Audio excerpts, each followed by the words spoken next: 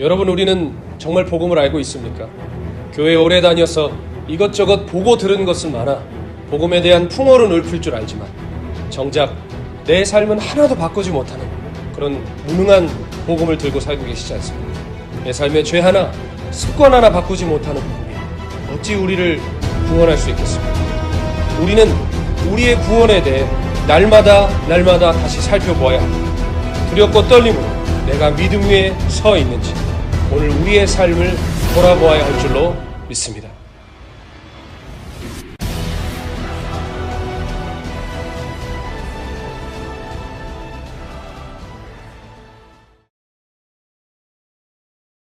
복음은 하나님 나라의 복음, 즉 하나님의 통치를 전하는 소식이라고 하였습니다. 그러므로 복음을 받아들이겠다는 것은 하나님의 통치를 받아들이겠다는 고백으로서 우리의 삶에 순종이라는 분명한 열매로 나타난다고 우리 지난 시간에 함께 나누었습니다. 그런데 우리가 함께 스스로 질문해 보아야 할 것이 있습니다. 순종이라는 것이 과연 내 뜻대로 되느냐는 것입니다. 내가 거룩하게 살고 싶다고, 경건하게 살고 싶다고 그렇게 사라지던가요? 만약 순종이 내 뜻대로 내가 마음먹은 대로 되는 거라면 굳이 예수님이 우리를 위해서 죽으실 필요가 있으셨을까요? 실은 기독교가 아니어도 타종교에도, 예를 들어 불교든 유교든 이슬람이든 유대교든 윤리 도덕이 다 있습니다. 다 착하게 살고 선을 행하라고 모든 종교가 가르칩니다. 그리고 굳이 종교가 아니어도 학교에서도 우리가 질서라는 것을 배우고 사회 윤리를 배웁니다. 그런데 어떤가요? 윤리 도덕이 우리가 배워서 지켜지던가요? 누가 명령한다고 되던가요? 법 질서를 확립한다고 죄가 없어지던가요? 마음을 먹는다고 되던가요? 최근에 얼마나 극악무도한 죄들이 수면 위로 드러나고 있습니까? 그러나 여러분, 시대가 악해져서 이런 죄를 짓는 것이 아니라 실은 이런 죄가 공론화될 뿐이고 드러날 뿐입니다. 과거에도 동일한 죄들이 있었습니다. 그러나 지금 그것이 더욱더 대범해지고 수면 위로 드러나는 것뿐입니다. 어떤 때보다도 사회 윤리가 더 강조되고 도덕을 배우고 종교가 많지만 세상은 왜 이렇게 더 악해져 가는 것일까요? 거룩하게 살고 싶어도 왜 우리는 그렇게 살 수가 없는 것일까요? 성경이 우리에게 선언하는 것이 있습니다. 그것은 우리가 아무 가능성이 없는 죄인이라는 사실입니다. 단순히 몇 가지 윤리 규범을 어겨서 죄인이 아니라 본질상 불순종하는 가운데 행하는 진노의 자녀, 본질상 죄인이라고 성경은 우리에게 선언합니다. 에베소서 2장 2절에서 3절은 그때에 너희는 그 가운데서 행하여 이 세상 풍조를 따르고 공중의 권세 잡은 자를 따랐으니 곧 지금 불순종의 아들들 가운데서 역사하는 영이라. 전에는 우리도 다 그 가운데서 우리 육체 욕심을 따라 지내며 육체와 마음에 원하는 것을 하여 다른 이들과 같이 본질상 진노의 자녀이었더니라고 선언합니다. 경건하고 싶어도 거룩하고 싶어도 그렇게 살 수 없는 것이 우리라는 것입니다. 어떠한 가르침으로도 어떠한 윤리로도 종교로도 갱생할 수 없는 것이 우리의 죄된 본질이라고 성경이 말하고 있는 것입니다. 이 말이 무슨 말인지 한번 거룩하게 살아보려고 몸부림쳐본 사람들은 공감할 것입니다. 내가 얼마나 의지가 박약한 사람인지, 내가 얼마나 불가능하고 본질상 거룩하게 살 수 없는 사람인지 처절하게 몸부림쳐본 사람은 이 말이 무슨 말인지 알 것입니다. 사도 바울도 자타가 공인하는 열심과 경건으로 무장한 사람이었습니다. 게다가 아주 타고난 모태신앙이었습니다. 빌립보서 3장 4절에서 6절에 보면 그러나 나도 육체를 신뢰할 만하며 만일 누구든지 다른 이가 육체를 신뢰할 것이 있는 줄로 생각하면 나는 더욱 그러하리니 나는 8일 만에 할례를 받고 이스라엘 족속이요 베냐민 지파요 히브리인 중에 히브리인이요 율법으로는 바리새인이요 열심으로는 교회를 박해하고 율법의 의로는 흠이 없는 자라 라고 고백합니다. 타고난 모태신앙입니다. 율법을 누구보다 열심히 지켰습니다. 대단히 노력했던 사람이었습니다.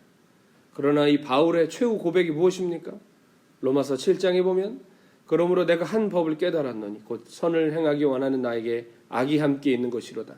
내 속사람으로는 하나님의 법을 즐거워하되 내 지체 속에서 한 다른 법이 내 마음의 법과 싸워 내 지체 속에 있는 죄의 법으로 나를 사로잡는 것을 보는도다. 오호라, 나는 곤고한 사람이로다. 이 사망의 몸에서 누가 나를 건져내랴. 자신의 혈통도 열심도 자기 의도 결국은 나를 구원할 수 없다는 거예요. 최선을 다했지만 그 결론은 사망의 몸을 등에 업고 끌려가는 존재적인 죄인이라는 것을 사도 바울이 고백하는 것입니다. 여러분, 왜 이럴까요? 왜 우리는 이렇게 살고 싶지만 살 수 없는 존재가 되었을까요? 그토록 교회 다니고 배우고 외우고 애를 써도 왜 우리는 되지 않는 것일까요? 왜냐하면 우리 안에 있는 죄는 단순히 우리의 손에서 발에서 생각과 마음에서 역사하는 게 아니라 죄가 우리의 생명 안에 들어왔기 때문에 그런 것입니다. 우리는 아담과 하와의 범죄를 잘 알고 있습니다. 태초에 에덴에서 동산의 모든 실과를 다 먹을 수 있지만 동산 중앙에 있는 선악과만큼은 먹을 수 없다고 주님 말씀하셨습니다. 먹으면 반드시 죽을 거라고 하셨죠. 그러나 우둔한 인간은 하나님 말씀을 어기고 기어이 그 선악과를 범하고 말았습니다. 그리고 주님 말씀대로 인류는 죽게 되는데 선악과 따먹자마자 고꾸라져 죽은 그러한 육체적인 죽음이 아니라 인간의 생명 안에 죄가 들어와서 죄 뒤의 역사는 죽음의 권세 아래 인류의 삶이 놓이게 된 것입니다. 아담의 범죄로 말미암아 죄가 인류 안에 들어왔는데 이 죄가 손에 붙고 발에 붙는 게 아니라 우리의 생명 속에 들어와서 역사하기 시작했다는 것이죠. 그래서 우리의 생명 자체가 죄된 생명이 되어버리고 만 것입니다. 여러분, 암이 왜 무섭습니까? 정상세포가 암세포로 변이되는데 그 세포만 암세포가 되는 것이 아니라 모든 주변에 있는 세포까지도 암세포가 되게 만들죠. 암이 전이가 되는 것입니다. 우리 안에 있는 죄도 그렇습니다. 우리의 삶의 모든 영역에 이 암덩어리 같은 죄가 전이되어서 손 닿는 곳, 눈으로 보는 것, 발로 가는 것, 모든 영역이 다 죄의 열매를 맺게 하는 것입니다. 콩 심은 데 콩 나고 파 심은 데 팥난다는 우리의 옛말도 있지 않습니까? 그 말처럼 우리 안에 생명의 죄가 들어오니까 우리의 생명, 호흡, 손 가는 것 모든 영역이 다 죄의 권세 아래 죄의 열매를 맺게 된 것입니다. 그러므로 어찌 보면 우리가 죄를 짓는 것은 당연한 것이에요. 죄의 생명을 갖고 있기 때문입니다. 가만히 밭을 그만두면 잡초가 무성하게 자라듯이 여러분, 우리 마음 가는 대로 그냥 두어 보십시오. 말하고 싶은 대로 한번 그냥 말해 보십시오. 생각하는 대로 행동하는 대로 그냥 두어 보십시오. 선한 것이 나겠습니까? 악한 것이 나겠습니까? 세상이 지옥이 되겠습니까? 천국이 되겠습니까? 우리는 존재 자체가 죄인입니다. 죄지어서 죄인이 아니라 죄인이기에 죄를 짓는 것입니다. 그러므로 우리의 회개는 죄 목록 몇 가지 고백한다고 되는 것이 아니라 존재적인 죄에 대한 회개가 일어나야 하는 것입니다. 그렇다면 우리의 생명 자체가 쇳덩어리가 됐는데 그로 말미암아 생명이 가는 곳마다 생명의 열매, 죄된 생명의 열매를 맺고 있는데 그럼 이 열매를 맺지 않게 하려면 어떻게 해야 될까요? 열매 몇 가지 따면 될까요? 가지치기 하면 될까요? 그렇지 않습니다. 우리의 죄된 생명이 처리가 되어야 합니다. 못된 나무는 죽어 뽑아내야 합니다. 죽어야 끝나는 것입니다. 그러나 어떻게 죽습니까? 우리가 스스로 죽을 수 있나요? 죽어야지 가슴 친다고 해서 죽어지던가요? 그렇게 해서 될 일이면 우리가 이런 고민을 할 필요가 없습니다. 우리 스스로는 아무것도 할 수 없는 사람들입니다. 존재는 쇳덩어리인데 그마저도 내 힘으로 어찌할 수 없는 사망의 몸을 치고 살고 있다는 사도 바울의 고백이 바로 우리 모두의 고백인 것입니다. 존재적인 죄인, 멸망의 자식, 지옥 가는 인생, 이것이 우리의 또 다른 이름인 것입니다. 그러나 우리 힘으로는 할 수 없지만 하나님의 크신 긍휼 속에 하나님께서 우리에게 율법의 의 외에 다른 의를 준비해 두셨습니다. 살아내려 해도 살아낼 수 없는 부끄러운 인생들에게 하나님이 살 길을 열어놓으셨습니다. 그것은 바로 하나님의 독생자 예수 그리스도를 믿는 의입니다. 로마서 3장 20절에서 22절에 보면 그러므로 율법의 행위로 그의 앞에 의롭다 하심을 얻을 육체가 없나니 율법으로는 죄를 깨달음이니라. 이제는 율법 외에 하나님의 한 의가 나타났으니 율법과 선지자들에게 증거를 받은 것이라. 곧 예수 그리스도를 믿음으로 말미암아 모든 믿는 자에게 미치는 하나님의 의인이 차별이 없느니라. 죄된 생명 아래 신음하면서 아무리 거룩하게 살고 싶어도 살지 못하는 우리를 주님이 긍휼히 여기시고 사랑하셔서 그 아들을 우리를 위해 보내셨다는 것입니다. 그리고 그 아들을 믿는 자에게 하나님의 의가 덧입혀지는데, 여러분, 대체 우리가 그 아들을 믿는 것은 무엇일까요? 그 아들이 우리를 위해 무슨 일을 하셨을까요? 우리가 알다시피 예수님은 우리의 죄를 위해 죽으셨습니다. 뿐만 아니라 죽으시고 사흘 만에 부활하셨습니다. 그런데 성경은 말하기를 죽으시고 부활하신 이 사건이 단순히 나 대신 나를 위해 일어난 일을 넘어 그 속에 더 큰 의미가 있다고 말하고 있습니다. 성경은 말합니다. 단순히 날 위해 죽으신 것이 아니라 나와 함께 죽으신 것이라고 말합니다. 로마서 6장 4절에 그러므로 우리가 그의 죽으심과 합하여 세례를 받음으로 그와 함께 장사되었나니 이는 아버지의 영광으로 말미암아 그리스도를 죽은 자 가운데서 살리심과 같이 우리로 또한 새 생명 가운데서 행하게 하려 함이라. 우리가 예수님과 함께 죽고 예수님과 함께 장사되고 예수님과 함께 다시 살아났다는 것입니다. 왜라고요? 우리로 하여금 새 생명 가운데 행하게 하시려 하기 위해 그러셨다고 그러셨습니다.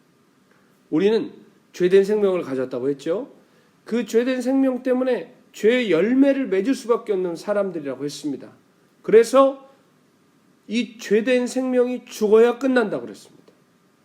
그런데 예수님이 죽으실 때 우리의 죄된 생명이 예수님과 함께 끝났다고 하는 것입니다. 다시 예수님이 주시는 새 생명이 우리 안에 부여되어 우리가 그 생명 가운데 행하게 됐다고 성경이 얘기합니다. 우리가 예수님을 믿는다는 것은 예수님이 단순히 나를 위해 죽으시고 부활하셨다는 어떤 그러한 사실을 믿는 것을 넘어 그 사건 속에 우리가 믿음으로 성령 안에 연합되어서 예수님과 함께 죽은 것을 믿는 것입니다. 그 예수님이 장사 지냄받을 때 나도 함께 장사 지냄받고 예수님이 부활하실 때 나도 예수님의 새 생명으로 부활하였음을 믿는 것까지 말하는 것입니다. 여러분, 우리는 죄인임을 인정하되 단순히 몇 가지 지은 죄의 목록 그것 때문에 죄인이 아니라 존재적 죄인임을 절감해야 합니다. 정말 하나님 은혜 아니면 아무것도 할 수 없는 지옥에 갈 수밖에 없다는 부끄러운 죄인임을 깨달아야 합니다. 여러분, 그때 우리 안에 일어나는 반응이 무엇이죠? 오라 나는 권고한 자로다라는 사도 바울의 그 절망의 탄식과 함께 그제서야 예수님의 십자가가 밝히 보이기 시작하는 것입니다. 나 같은 죄인을 사랑하신 하나님의 사랑, 나 같은 못난 인간을 위해 죽으신 예수님의 희생, 그 은혜가 그제서야 밝히 보인다는 것입니다. 그때야 복음이 믿어진다는 것입니다. 여러분, 저는 모태신앙이라고 말씀드렸죠. 어릴 때부터 기독교 신앙 안에서 한 발자국도 밖으로 벗어나 본 적이 없습니다. 어릴 때부터 기독교인으로 생활했고 제 모든 생활 양식은 기독교 배경에서 나온 것들이었습니다. 가만히 돌아보면 제가 그리 극악무도한 죄를 지은 것도 없는 것 같아요. 아니, 그런 용기가 없었다는 것이 더 맞는 말일 수 있겠습니다. 저는 그렇게 너무너무 정상적인 범주 아래서 제가 당연히 구원받고 저 괜찮은 사람이라고 생각했습니다. 천국은 의심할 여지가 없는 것이라고 배웠고 저도 그렇게 믿고 살았습니다. 그런데 정말 살아계신 주님을 만나던 그날 저는 깨달았습니다. 세상에 저 같은 죄인이 없음을, 세상에 저처럼 지옥에 딱 맞는 인생이 없음을, 저처럼 위선적이고 더러운 사람이 둘도 없다는 것을 절절히 깨달았습니다. 그런데 거기서 끝이 아니었습니다. 그것을 깨닫는 순간 예수님의 십자가가 밝히 보이기 시작하더라고요. 저를 위해 죽어주신 하나님의 아들이 밝히 보이기 시작하더라고요. 십자가 십자가 내가 처음 볼 때에 나의 마음의 큰 고통 사라져. 오늘 믿고서 내 눈 밝았네. 참 내 기쁨 영원하도다. 여러분, 제가 십자가를 왜 처음 봅니까? 태어나면서부터 보고 저는 늘 십자가 아래서 살았습니다. 그러나 그 십자가가 제게 보인 적이 없었습니다. 그러나 성령의 역사로 말미암아 회개하고 거듭나던 그 밤, 그제야 십자가가 제 눈앞에 밝히 보이기 시작했습니다. 그 밤 저는 예수님과 함께 죽었습니다. 그리고 예수님과 함께 다시 살았습니다. 그러나 죄된 옛 생명이 아니라 예수님의 새 생명으로, 부활의 생명으로 거듭났습니다. 그래서 이제는 바울의 이 고백이 저의 고백이 되었습니다. 내가 그리스도와 함께 십자가에 못 박혔나니 그런즉 이제는 내가 사는 것이 아니요 오직 내 안에 그리스도께서 사시는 것이라. 이제 내가 육체 가운데 사는 것은 나를 사랑하사 나를 위하여 자기 자신을 버리신 하나님의 아들을 믿는 믿음 안에서 사는 것이라. 이제 이전에 나는 죽고 새로운 사람으로 태어난 것입니다. 예수 안에서 믿음으로 새 사람이 된 것입니다. 그런데 이것은 단순히 제 다짐이나 저의 어떤 결단의 그냥 고백이 아니라 이 역사가 실제적으로 제 안에 그날부터 일어나기 시작했습니다. 죄를 사랑하던 제가 죄와 싸우기 시작했습니다. 속된 것을 사랑하던 제가 거룩함을 사모하기 시작했습니다. 어떻게 하면 세상에서 성공하고 잘 될까 늘 꿈꾸며 살던 제가 천국을 사모하기 시작했습니다. 주님을 위해 살고자 하는 열망이 가득했습니다. 그것이 바로 그날 그 시간부터 시작됐습니다. 왜일까요? 제가 거듭났기 때문입니다. 나는 죽고 예수로 산다는 것은 듣기 좋은 구호가 아닙니다. 정말 주님이 우리 안에서 이루신 일이고 그 주님을 믿어드리는 순간 우리의 삶에 일어나는 역사입니다. 우리는 믿음을 다른 데 써서는 안 됩니다. 문제 해결, 소원 성취하는 데만 믿음 쓸 것이 아니라 정말 주님이 이루신 이 놀라운 역사가 우리의 삶에 일어나도록 날마다 주님을 믿어드려야 합니다. 여러분, 정리합니다. 복음은 하나님의 통치를 선언하는 소식입니다. 복음을 믿고 받겠다는 것은 하나님의 통치를 받겠다는 고백입니다. 그런데 우리는 하나님의 통치를 받을 수 없는 불순종의 죄된 생명을 가진 사람이었습니다. 그래서 예수께서 죽으셨습니다. 우리는 할 수 없기에 그분이 하셨습니다. 단순히 우리의 죄값을 치르기 위해 죽으신 것이 아니라 우리와 함께 죽고 우리와 함께 사시면서 그분의 부활 생명을 우리에게 주셨습니다. 그러므로 예수 믿는 사람들에게는 예수님의 의가 전가됩니다. 그러나 그 의는 단순히 법적인 의뿐만이 아니라 실제적으로 나타나는 의의 역사입니다. 거듭납니다. 변화됩니다. 죄와 싸우고 이기기 시작합니다. 천국을 향하여 달려가기 시작합니다. 왜일까요? 죄된 우리의 생명은 죽고 예수님의 영원한 생명이 우리 안에 들어왔기 때문입니다. 사랑하는 여러분, 그래서 예수 그리스도인 것입니다. 우리의 다짐과 결단과 노력으로 되지 않고 예수님의 의로만 되는 것입니다. 그래서 예수 믿어야 사는 것입니다. 그래서 예수 밖에 없는 것입니다. 여러분은 정말 믿고 거듭나셨습니까? 믿으셨다면 뭘 믿으셨고, 믿고 계시다면 뭘 믿고 계십니까? 거듭났다면 뭘 두고 거듭남이라고 여기고 계십니까? 단순히 쇠뇌된 몇 가지 교리를 읊조릴 수 있다고 하여 그것이 거듭남이라고 생각하면 안 됩니다. 예수님의 생명은 오늘도 우리 안에 실제로 역사하고 있습니다. 믿는 자 안에 오늘도 생명으로 일하고 계십니다. 하나님은 그 아들을 우리에게 내어주시고 아들은 그 생명을 우리를 위해 내어주셨습니다. 그 놀라운 이 복음의 비밀을 바로 알고 바로 믿어서 우리에게 생명 주신 의의 열매, 의의 역사 날마다 나타내며 사시는 귀한 믿음의 자녀들 되시기를 예수님의 이름으로 축원합니다.